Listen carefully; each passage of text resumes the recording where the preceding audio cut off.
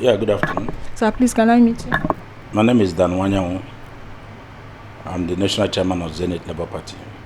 There was a protest this morning from the Niger Delta Development Commission against Senator Peter Nwoboshi.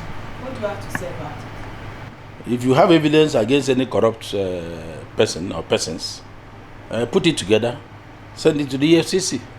I am sure the EFCC under Ibrahim Magu will do the needful.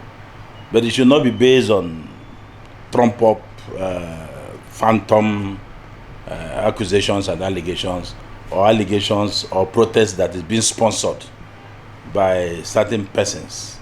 I think I can get an idea of what is going on from the NDDC. You recall there are two managements now in the NDDC. One is appointed by the minister, which he called the Audit Committee. Then another one was an approval by the Senate based on the request of the President of the Federal Republic. And common sense tells me that once the Senate has approved the nomination of the President for any organization or government agencies, it means the other people there cease to exist. But here we have the one appointed by the minister purports to be doing some special jobs, while the people approved by the Senate are there. So these are aberrations that are taking place in our country today. I don't know why the committee or the audit committee should continue to exist when a management team recommended by the president and approved by the Senate has been done. So I think we should be very careful with the way we do things in this country. Two of them cannot work side by side, and unless there are other reasons unknown to Nigerians why the audit committee should continue, then I suspect that may be the cause of that protest, because it is a question of one trying to undo the other. And let me use this opportunity to tell the Senate not to consider any budget proposal from anybody or group of persons other than the one approved by them. They should be the people that should come to the Senate committee to defend their budget.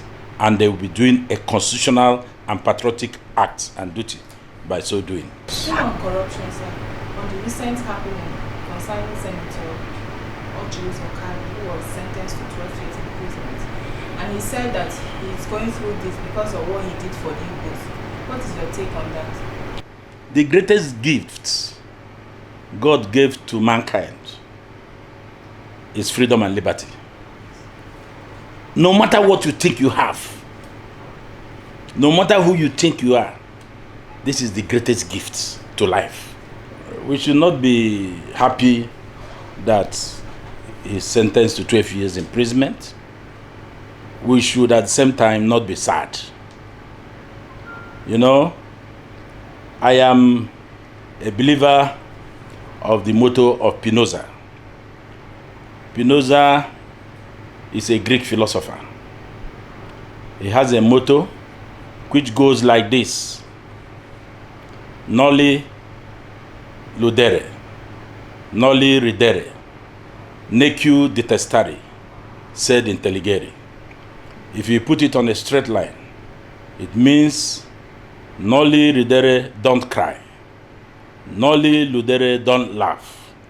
Neque detestari, no detest. Sed intelligere, but understand. That is, if you are going out now, you see your friend dead in an accident. What Spinoza is saying is that we should not cry. We should not be sad over what has happened. And you see your enemy being punished or dead, that you should not laugh nor rejoice over it. Said intelligere, but we should understand. But he asked the question, are we capable of understanding? What took Orji Kalu to prison was a case that started 12 years ago. And he was given 12 years imprisonment. Before I go into it, this has told me now that it is not just a mere coincidence, So those who are going by injunction, by substituted this and that to slow down the course of justice, should now realize that the more they do that, the more years they are adding to their would-be sentence. So, which implies that if you are accused of corruption, try as much as possible to finish with it. Maybe when you finish in 2 years, you get 2 years tenure in prison. If you finish in 4 years, you get 4 years. Nobody should be happy about it. Orji Uzor Kalu was a governor for 8 years. And according to the courts, what he did was 7 billion only. If you put 1 billion in Aba, just 1 billion in Aba, at that time, Aba would be like Dubai today. And let me use this opportunity to congratulate Ibrahim Mustapha Magu. It was his commitment and dedication in not allowing himself to be detached or distracted that have brought this judgment to fall. This is another plus to Magu. And many more pluses are coming. So this is a message to those who have been lobbying and interviewing people, the cabal that never wanted him to stay. They already started talking to people to come and take over a job they know nothing about. A job they knew nothing about. A job they are not in a position to even know what is happening. This is a plus for EFCC and Ibrahim Magu. So every day you get pluses. And yet people are still going. They want that job. They don't want the job that they are ready to fight corruption. They will come back and learn for 2-3 years. Before then the president will be gone. And then they will do the normal thing as we have seen. So Orji Uzor Kalu's sentence has nothing to do with fight against the Igbos. I don't know how he thought. Has he been chosen by the Igbos? Because everybody is talking about 2023. Has he been chosen by the Igbos that they are fighting him? Who told him he's the only one that has eye on the presidency?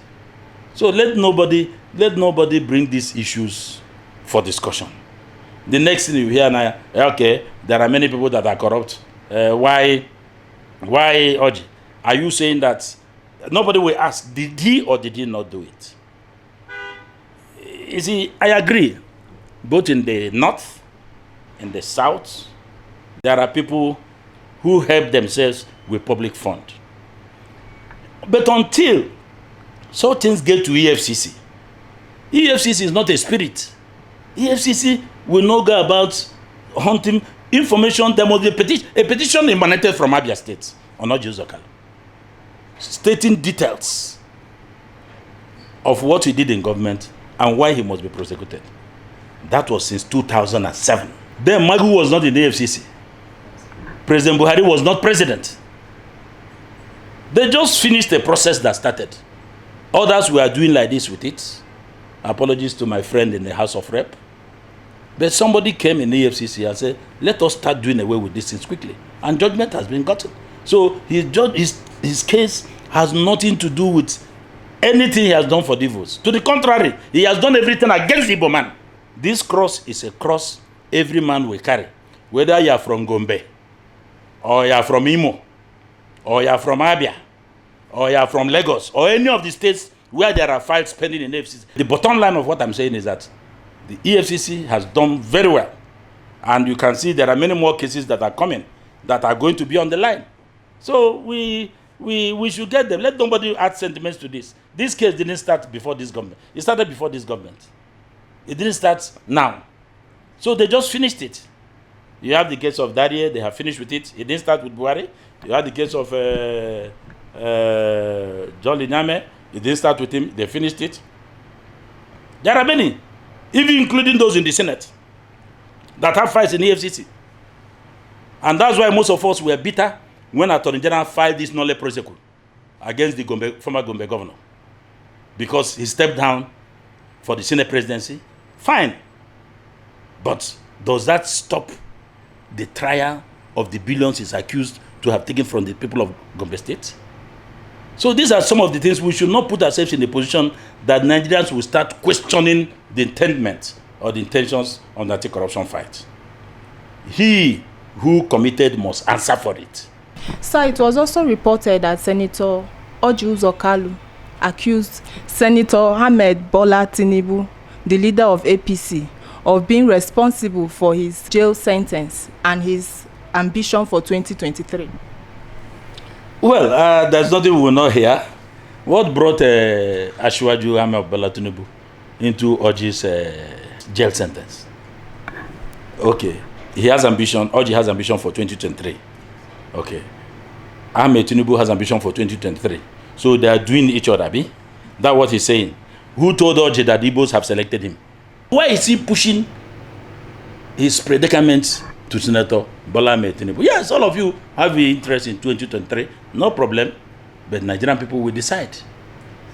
So I don't think that is relevant. I don't think that is important, but rather he should be involved more in prayers. Joshua Dare is not from the East.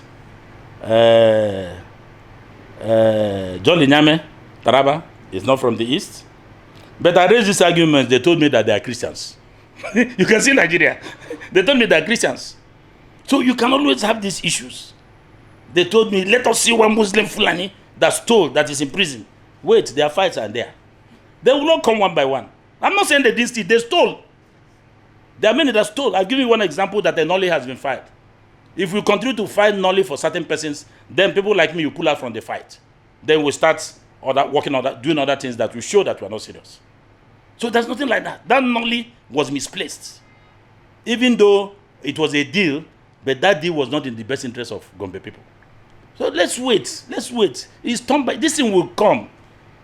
These ones that you are getting results now, as I said earlier, they didn't start with them. They didn't start with this government. They were there before. Then there were preliminary objections here and there up to Supreme Court. You come back, you raise another one up to Supreme Court. It lasted for 12 years. What do you have to tell the EFCC and the judiciary? Let me congratulate them. They should be quick in determining these cases. And for the EFCC, they are doing very well.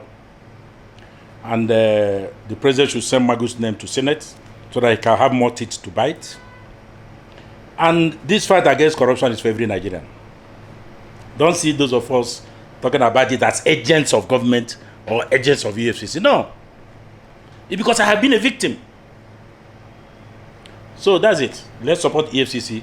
Let's support Magu. Let's fight corruption, or corruption will destroy us.